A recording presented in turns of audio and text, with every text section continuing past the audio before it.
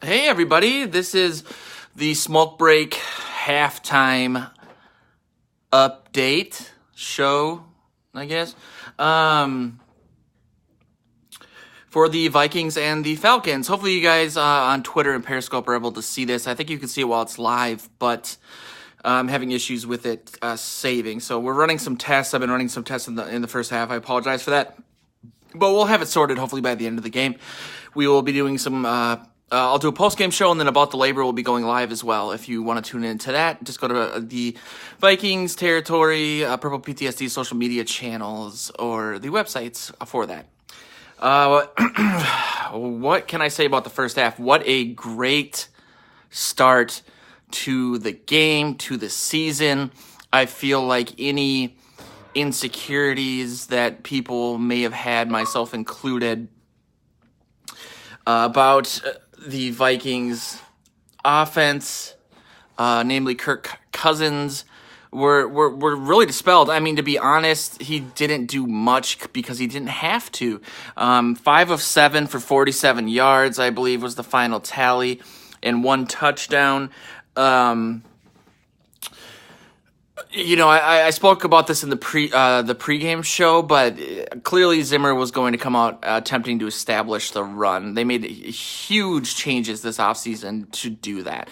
There was a lot of talk about that last season. He fired offensive coordinator John DeFilippo before the season was over, which was astounding considering DeFilippo was considered probably the most up-and-coming offensive mind in the NFL,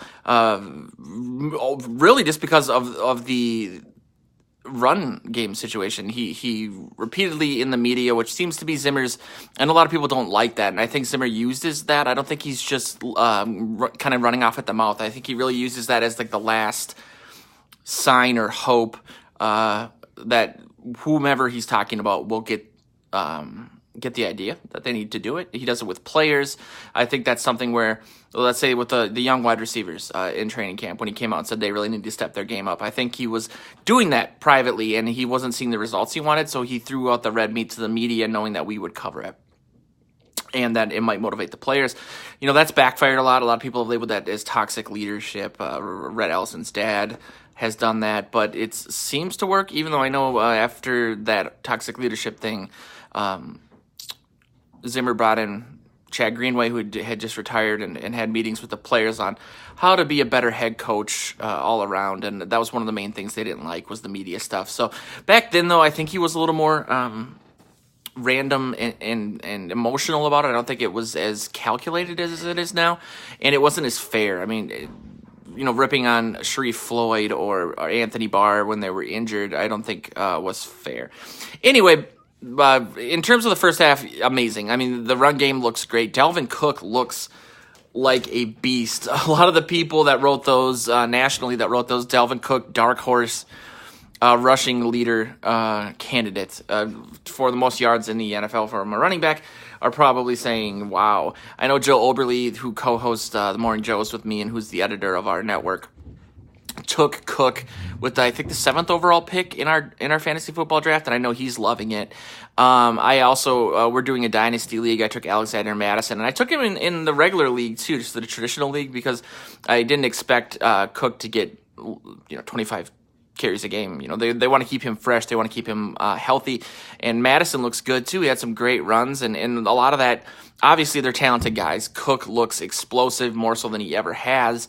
And physical. I mean, he's really dropping his shoulder and making defenders pay.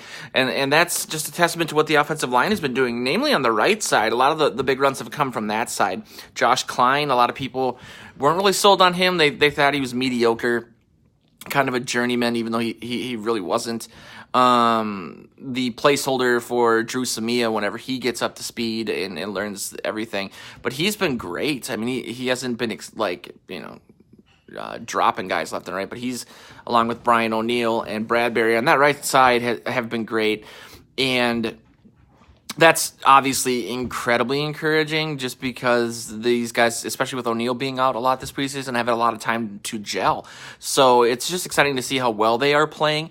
I do think some of that has to go to Cousins as well, not in the run game, but in terms of how the offensive line has looked, because his pocket presence seems a lot better. He's been rolling out or getting rid of the ball. He was hit really hard on that non-fumble, but he does seem to be doing better in terms of pocket presence and knowing when the pocket's collapsing and escaping and getting rid of the ball. That's encouraging as well. But he has made great throws. That touchdown to Thielen was a beautiful throw. His touch passes have been great. He had the one of them to Kyle Rudolph, and the other one I think was to Cook. That's something he kind of struggled with this preseason, so I'm extremely happy about that. They have run some play action, which, when the run game looks this good and has 120 yards in the first half, you have to be happy about that. Now, the defense has been amazing. Starting the game with 3 and outs. The big thing that I'm excited about, outside of just how great they've been playing, is Anthony Barr's. The blitzing they're doing with him. He could be a poor man's Khalil Mack if they used him more in that 3-4 sort of sense, which they don't. That is what the announcer said this too. That's what he did great in college, and I think if he would have gone to another team and that ran more of a similar defense to what Chicago runs, he could be one of those guys like Khalil Mack. Maybe not as good, but close. And the Vikings instead use him as a Swiss Army knife. He typically does blitz on just under 25%, or rush the passer rather, on just under 25% of the downs that he's in the game for. But running him on these outside blitzes is really encouraging. And, the Falcons this offseason really focused on shoring up that offensive line and keeping Matt Ryan on his feet. And, he's just really a combination of had a lot of pressure, and the Viking secondary has really shut down the Falcons receivers, which is to be expected because Zimmer just has the Falcons number. So that's been great. If I wanted to nitpick, I guess some of those penalties have been disconcerting. When you run the type of zone blocking scheme the Vikings have implemented with Kubiak and Dennison, you're going to get a lot more of those like blocking in the back clipping calls, and we've had a couple of those. Couple neutral zone infraction stuff on defense, but that's just excitement, and the guys wanted to get at Ryan too. So nothing horrible there. Rhodes came up injured again. People were joking on the live chat that he wasn't even the guy that got beat on that play, with the joke going around that whenever Rhodes gets beat, he gets injured. He looked gimpy this preseason. He looked super gimpy on the sidelines, but he was right back out there playing. Mackenzie Alexander, we haven't heard yet, but people are saying it's a forearm injury. Hopefully it's not a break or something, because they just can't afford to lose him, especially with Hughes still getting up to speed in the Holton Hill situation. I mean, they are amazingly thin at corner, considering all of the picks they've used on it.